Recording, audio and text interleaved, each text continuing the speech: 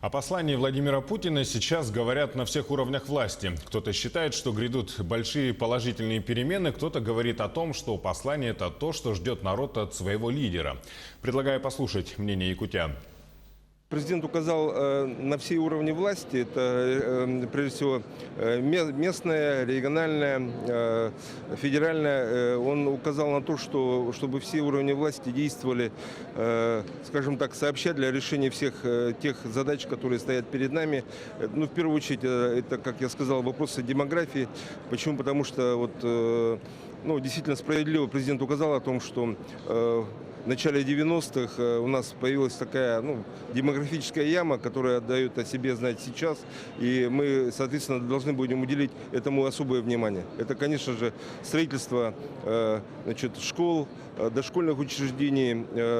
Есть задачи, чтобы наши дети учились в одну смену, поэтому эти все задачи нам необходимо будет решать. Конечно же, мне, как общественному деятелю, можно сказать, нашего Нюрнбергского района, было интересно послушать послание президента по итогам уходящего года. И в преддверии тех событий, которые были намечены в этом послании, конечно, мне, как матери, хочется отметить, что будет увеличено количество ясельных мест, будет увеличен размер материнского капитала, будет большая поддержка по направлению демографии. Да. А как преподавателю, а тем более преподавателю медицинского колледжа, мне очень понравилось, конечно, содержательный подход именно к высшему образованию. Было отмечено, что будет увеличено количество бюджетных мест в вузах, да, а также будет увеличен процент целевого набора в наши медицинские вузы, что для нас, как работников медицинских колледжей, это немаловажно. Новшество в части пособий детям с 3 до 7 лет. Это очень понравилось, потому что, и причем суммы этих пособий не те, извиняюсь за выражение, небольшие, мягко скажем, суммы, которые были до этого. Это суммы уже существенные, там речь идет о половине прожиточного минимума для детей. В зависимости от субъекта везде эти суммы разные с этого года, а со следующего года уже и полный прожиточный минимум. Это очень будет существенная поддержка, считаю, для семей.